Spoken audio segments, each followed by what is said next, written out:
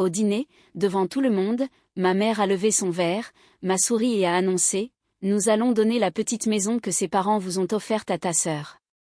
C'est le genre de phrase qui jette un froid glacial dans une pièce sans même avoir besoin de hausser le ton.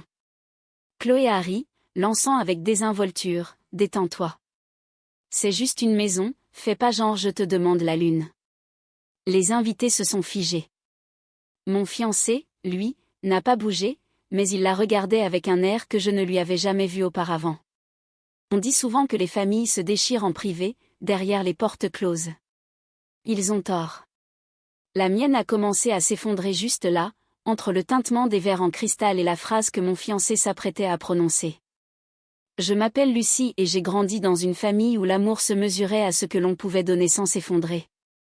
De l'extérieur, nous avions l'air parfait, les photos de vacances impeccablement alignées sur la cheminée, les tenues assorties pour chaque repas de Noël. La voix de ma mère, Evelyne, était toujours douce et assurée lorsqu'elle racontait à ses amis à quel point nous étions bénis. Mais à l'intérieur, il y avait un courant contraire qu'on apprenait très vite à naviguer. Un règlement intérieur tacite que personne n'avait écrit, mais que tout le monde suivait. Chloé brille, Lucie gère. J'étais l'enfant qui avait appris à se faire toute petite pour que la mécanique familiale tourne rond. Quand nous étions petites, Chloé voulait toujours la plus grande chambre parce que mes amis viendront plus souvent. Evelyne acceptait immédiatement. Papa, Thomas, hochait la tête. Je ne discutais pas. Je l'aidais à emménager dans la chambre qui sentait la peinture fraîche, tandis que je prenais celle avec la VMC bruyante et la vue sur la clôture du jardin. Il disait que j'étais forte, responsable, mature. Des mots qui sonnaient comme des compliments jusqu'à ce que je réalise qu'ils signifiaient en réalité « Toi, tu ne riposteras pas ». Cette dynamique ne s'est pas dissoute à l'âge adulte, elle s'est aiguisée. Chloé passait d'un petit boulot à un autre, d'une relation à une autre, toujours certaine que quelqu'un la rattraperait au vol.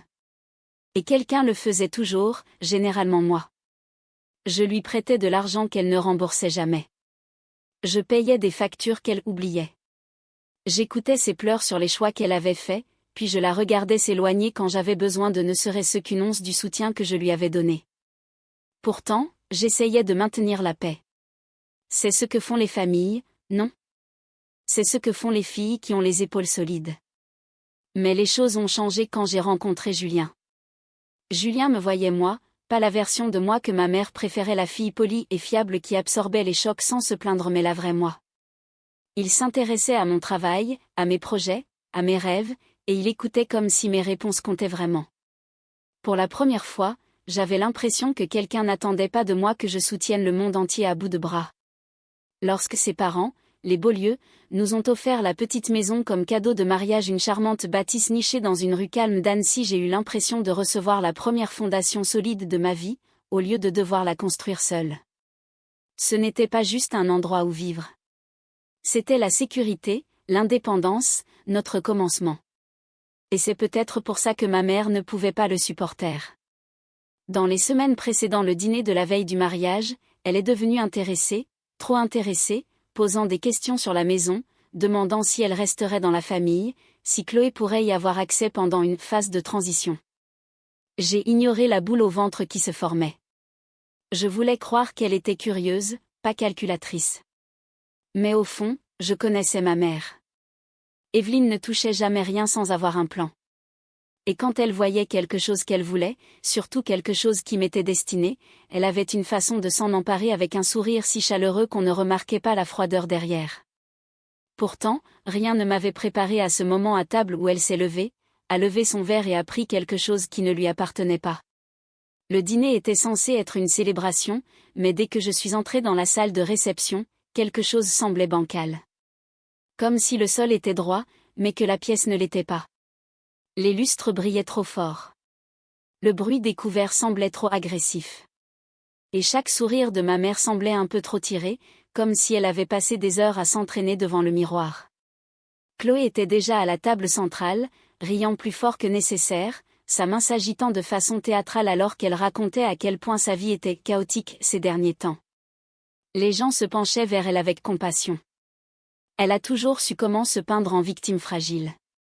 J'ai pris place à côté de Julien et à la seconde où je l'ai fait, les yeux de Chloé se sont posés sur moi. Une évaluation rapide, comme si elle vérifiait si sa performance portait ses fruits. Dure journée, a-t-elle demandé, la voix enrobée de sucre. J'ai forcé un petit sourire. Ça va. Son sourire s'est élargi comme si elle savait quelque chose que j'ignorais. Eh bien, ça ira mieux bientôt. Le commentaire s'est logé dans ma poitrine, troublant et vague. Avant que je puisse répondre, ma mère est intervenue, posant une main manucurée sur l'épaule de Chloé avec une affection théâtrale. Ma chérie, tout va s'arranger à merveille, a-t-elle dit assez fort pour que les invités à proximité l'entendent. C'était une mise en scène. Je ne connaissais pas encore le script, mais elle, clairement, oui.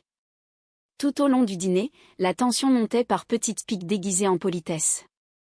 Evelyne a complimenté les Beaulieu pour leur générosité envers toute la famille, en appuyant sur ces 3 derniers mots avec un éclat qui m'a noué l'estomac. Chloé a répété plus d'une fois qu'elle avait juste besoin d'un endroit stable pour se remettre sur pied. À chaque fois, mes parents hochaient la tête avec sympathie. À chaque fois, d'autres invités entendaient. C'était un piège, et je n'avais pas réalisé que j'avais déjà été castée pour le rôle. Mon père me regardait à peine. Il continuait de siroter son verre, les yeux rivés sur Evelyne comme s'il attendait un signal. Les Beaulieu semblaient perplexes, chuchotant entre eux, observant la dynamique avec une confusion croissante. Julien restait proche, sa main effleurant occasionnellement la mienne sous la table, m'ancrant dans la réalité sans dire un mot. Puis le dessert a été servi, et quelque chose a basculé en moi, comme l'air qui s'épaissit juste avant que l'orage n'éclate. Evelyne s'est levée, a lissé le devant de sa robe et a tapoté son verre. Ce sourire, celui qui n'atteignait jamais ses yeux, a tordu son visage alors qu'elle commençait son petit discours. Mais avant que les mots ne sortent de sa bouche, avant que la lumière du lustre ne se reflète sur le bord de son verre, avant qu'elle ne lâche la phrase qui allait briser la soirée, je l'ai vue. Chloé s'est penchée en arrière sur sa chaise et a eu un petit sourire en coin. Ce n'était pas un sourire gentil. Ce n'était pas nerveux. Ce n'était pas de la gratitude. C'était le regard de quelqu'un qui avait déjà gagné. Et soudain, les pièces du puzzle se sont assemblées, les questions sur la maison, l'intérêt soudain de ma mère, les murmures compatissants dirigés vers Chloé toute la soirée. Ce n'était pas spontané. Ce n'était pas irréfléchi. C'était chorégraphié. Pourtant, rien ne m'avait préparé au son du rire de ma sœur après l'annonce de ma mère. Aigu, ravi, répété. « Détends-toi » a-t-elle dit en agitant une main dédaigneuse. C'est juste une maison. Juste une maison. Comme si l'avenir pour lequel je m'étais battue, les limites que j'avais enfin construites, la stabilité que je n'avais jamais eue n'étaient rien de plus qu'un objet de rechange pour son confort personnel. À ce moment-là, l'humiliation brûlait plus fort que la colère. Et en dessous, quelque chose de plus vieux, quelque chose que je portais depuis des années, s'est enfin brisé. Ce n'était pas juste un manque de considération. C'était elle qui prenait, et qui s'attendait à ce que je les remercie pour ça. Les applaudissements après l'annonce de ma mère se sont estompés, mais le bourdonnement dans mes oreilles a persisté. J'avais l'impression que la pièce avait basculé, que tout l'air s'était rassemblé dans un coin, me laissant dans le vide. Les gens chuchotaient, les yeux naviguant entre Chloé et moi, guettant ma réaction comme si cela faisait partie du divertissement. Je n'ai rien dit. Et ce silence, ce même silence qu'ils avaient pris pour de l'obéissance toute ma vie, s'est étendu sur la table comme une surface calme cachant un courant violent. Julien s'est penché, la voix basse. « Lucie, regarde-moi. » Je l'ai fait. Son expression n'était pas choquée. Elle était stable, délibérée, le regard de quelqu'un qui attendait de voir si je voulais fuir ou me battre. « Tu ne leur dois pas une scène, a-t-il chuchoté. Tu te dois la vérité à toi-même. » Ça a touché une corde sensible. Ma mère a pris mon silence pour une permission et a continué à parler, décrivant la période de transition de Chloé et comment la famille soutient la famille. Chloé hochait la tête, jouant son rôle à la perfection. Innocente, dépassée. Oh, si reconnaissante pour ce soudain élan de générosité. Elle a même tamponné le coin de ses yeux, faisant semblant d'être émue. Je me suis excusée avant d'étouffer. Le couloir à l'extérieur de la salle de réception était plus sombre, plus frais. Mes mains tremblaient alors que je les appuyais contre le mur pour me stabiliser. Après un moment, Julien m'a rejointe. Il ne m'a pas touchée. Il a attendu, me laissant l'espace de choisir. Quand j'ai finalement parlé, ma voix est sortie faible. Elles ont planifié ça. Il a hoché la tête une fois, sans hésitation. Je sais. Et puis, presque comme un signal, mon téléphone a vibré. Normalement, je l'aurais ignoré. Mais quelque chose m'a poussé à regarder, peut-être l'instinct. Peut-être 30 ans à savoir comment ma famille bougeait quand elle voulait quelque chose. C'était un aperçu d'un message de groupe, un fil de discussion que je ne reconnaissais pas au début. Puis mon estomac s'est noué.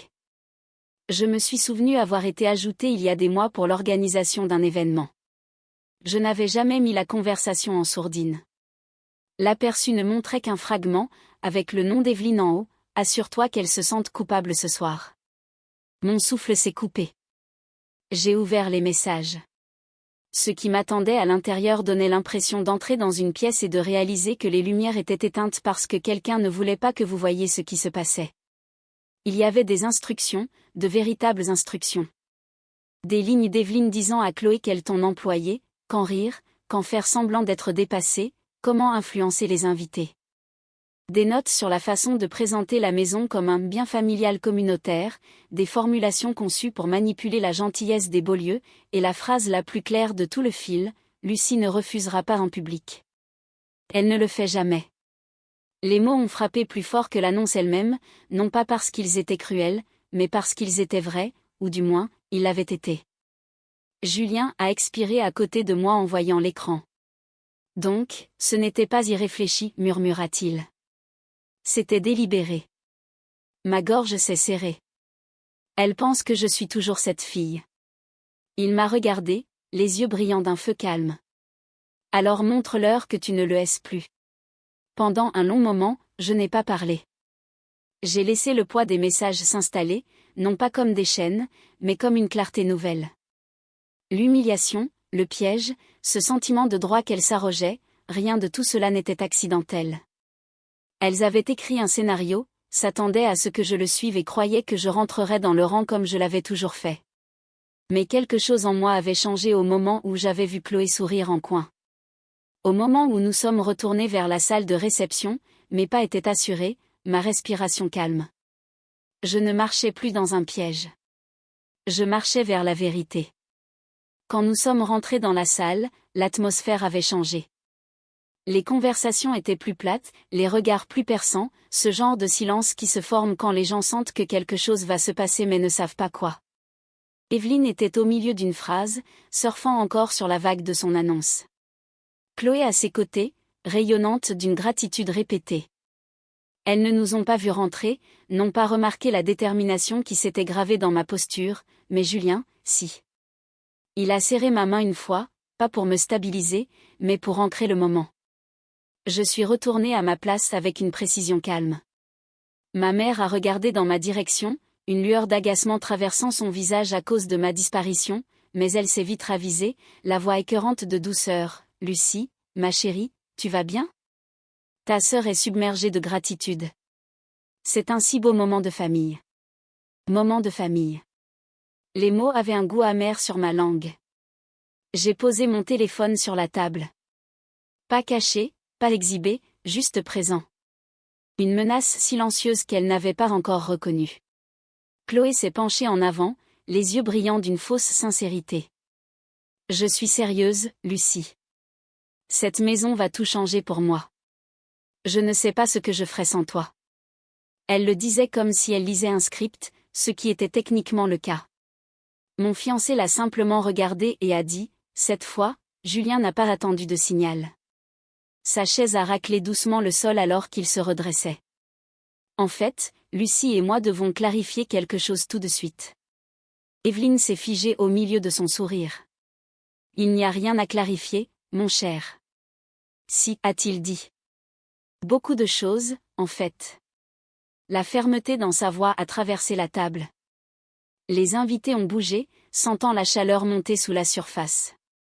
Mon père a froncé les sourcils, déjà mal à l'aise, se préparant déjà à se ranger du côté de la version de l'histoire qui lui faciliterait la vie. J'ai levé le menton. Maman, Chloé, la maison n'est pas disponible. Les sourcils de Chloé ont bondi. De quoi tu parles? Tu viens d'entendre. Maman, c'est réglé. Non, ai-je dit calmement. Ça ne l'est pas. Evelyne a plissé les yeux, sa posture se durcissant. Lucie, ne te ridiculise pas et ne nous ridiculise pas. La décision a été prise. Par qui, ai-je demandé doucement. Parce que ce n'était pas par moi. Ses lèvres se sont pincées. Ça n'a pas besoin d'être toi. Nous sommes ta famille. Nous décidons des choses ensemble. C'est à ce moment que la salle a basculé. Pas bruyamment, mais de manière décisive. Une attention collective, une fissure dans le masque qu'Evelyne portait. J'ai tendu la main vers mon téléphone, tapé sur l'écran et l'ai fait glisser légèrement vers elle. Avant de décider, vous auriez peut-être dû vérifier les termes de l'acte de donation que M et Madame Beaulieu ont établi pour la maison. Les sourcils de Madame Beaulieu se sont levés. Monsieur Beaulieu a plié sa serviette délibérément, observant Evelyne avec un regard froid et évaluateur. Il n'avait été informé d'aucune transmission. La propriété, ai-je continué, ne peut être cohabitée, prêtée ou cédée à une personne autre que le conjoint. Elle est protégée en tant que bien propre fondamental pour notre mariage. Violer cette clause entraînerait la révocation de la donation. Evelyne a cligné des yeux.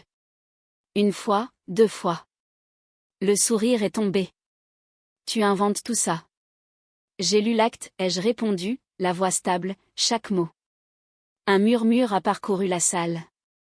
Mon père s'est hérissé. Pourquoi mettrait-il une restriction aussi ridicule? Monsieur Beaulieu l'a coupé, pour s'assurer que notre cadeau ne soit pas détourné. Une phrase simple, une incision chirurgicale. Evelyne a blêmi. Chloé, cependant, n'avait pas fini sa performance. Elle a inspiré brusquement, appelant les larmes. Je ne peux pas croire que tu fasses ça, a-t-elle chuchoté. Devant tout le monde. Tu m'humilies. Tu t'es humiliée toute seule, ai-je dit calmement. Au moment où tu as accepté de suivre le plan de maman. Son expression larmoyante a vacillé. Les yeux d'Evelyne se sont braqués sur elle. Quel plan? Ah, nous y voilà.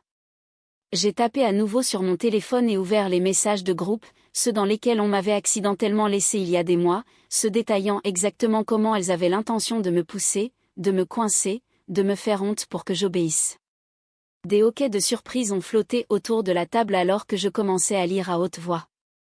Assure-toi qu'elles se sentent coupables ce soir. Pleure si tu en as besoin. Les gens doivent te voir comme vulnérable. Elle ne refusera pas en public. Elle ne le fait jamais. Nous devons présenter la maison comme un bien familial, elle pliera si les autres sont d'accord. Chaque phrase atterrissait comme une pierre dans une mare calme. Personne ne respirait. Même les serveurs s'étaient figés. Les larmes de Chloé ont séché instantanément, son visage se vidant de ses couleurs. Lucie, arrête. C'est hors contexte. Tu veux que je lise le reste, ai-je demandé. Elle n'avait pas de réponse. Puis Evelyne s'est raccrochée à sa dignité, au contrôle. C'est absurde. Tu as envahi nos messages privés. Tu me les as envoyés, ai-je dit simplement. Tu ne m'as pas retiré du fil de discussion. Quelques invités ont étouffé des rires choqués. Evelyne bouillait, regardant désespérément autour d'elle pour trouver un allié. Il n'y en avait aucun. Monsieur Beaulieu s'est levé lentement. Evelyne, c'était malhonnête. Vous avez manipulé notre cadeau et tenté de contraindre votre fille à céder quelque chose qui ne vous appartenait pas. La voix d'Evelyne s'est brisée. J'essayais d'aider Chloé. Elle a besoin de stabilité. Lucie aussi, a dit Madame Beaulieu doucement mais fermement. Et elle n'exploite personne pour l'obtenir. La main de Julien a trouvé la mienne sous la table. Lucie, tu ne leur dois rien, a-t-il murmuré. Le calme de ma mère a finalement volé en éclats. C'est ce que tu veux, a-t-elle sifflé. Faire passer ta propre mère pour une méchante la veille de ton mariage. Je ne t'ai fait passer pour rien du tout, ai-je dit. J'ai juste arrêté de protéger l'image que tu voulais que tout le monde croie. Une seule phrase, mais elle a brisé quelque chose en elle. Sa respiration s'est accélérée, ses mains tremblaient. Tu es une ingrate, a-t-elle craché. Après tout ce que j'ai fait, je t'ai donné la vie, et c'est comme ça que tu me rembourses. En prenant le parti d'étranger. Les étrangers ne m'ont pas appris que l'amour est une transaction, ai-je répondu doucement. Toi, si. Elle a reculé comme si je l'avais frappée. Le murmure de Chloé s'est brisé. Donc la maison, c'est fini. Elle n'a jamais été à toi, a dit Julien. Et elle ne le sera jamais. La salle était devenue silencieuse, pas lourde, mais décisive, comme si un verdict avait été rendu. Un par un, les invités se sont levés. Pas de façon dramatique, pas avec colère, juste avec une désapprobation silencieuse. Et alors qu'ils partaient, la vérité s'est installée autour d'Evelyne et Chloé comme la poussière après un effondrement. Ce n'était pas juste une confrontation. C'était une mise à nu. La dernière tentative de pouvoir d'Evelyne s'est éteinte juste là, sous la lumière des lustres. Elle s'est affaissée sur sa chaise, incapable de croiser mon regard, incapable de reconstruire l'illusion qu'elle avait passé des années à bâtir. Pour la première fois de ma vie, je n'ai pas essayé de la réconforter. Je n'ai pas absorbé le blâme. Je n'ai pas géré les émotions qui remplissaient la pièce. Je me suis simplement levée, Julien à mes côtés, et je suis partie. Et derrière nous, le monde de ma mère, bâti sur le contrôle, la culpabilité et le sentiment que tout lui était dû, s'est finalement brisé. Le lendemain matin, la maison semblait anormalement calme, comme le silence après une longue tempête qui donne enfin au mur la permission de se reposer. La lumière du soleil se glissait à travers les stores en bande douce, atterrissant sur le parquet du salon où je me tenais pieds nus, tenant un mug que Julien m'avait préparé. Il avait un goût différent, plus calme, réel. À 10 heures, un serrurier est arrivé. J'ai regardé les vieilles clés tomber dans ma paume, des morceaux de métal qui avaient un jour signifié « famille ». Maintenant, rien de plus que des artefacts d'un passé que je ne me devais plus de porter. Quand il m'a tendu le nouveau jeu, quelque chose en moi s'est apaisé. Une porte n'avait pas seulement été changée, un cycle l'avait été aussi. Après son départ, j'ai bloqué le numéro de ma mère, puis celui de mon père, puis celui de Chloé. Pas avec colère, pas avec satisfaction, juste avec certitude, comme on clôture un compte à découvert depuis des années. J'ai transféré les messages et un bref résumé à l'avocat de la famille Beaulieu, exactement comme il l'avait demandé. Pas par vengeance, mais par protection. Ma protection. Julien m'a trouvé debout dans l'embrasure de la porte, la lumière du matin réchauffant mes épaules. « Comment te sens-tu » a-t-il demandé. J'ai pris une respiration, stable, propre. Comme si la maison nous appartenait enfin, ai-je dit. 6 mois plus tard, alors que nous passions une nouvelle couche de peinture sur les murs de la petite maison, j'ai réalisé quelque chose d'encore plus profond. Ce n'est pas la maison qui a changé ma vie.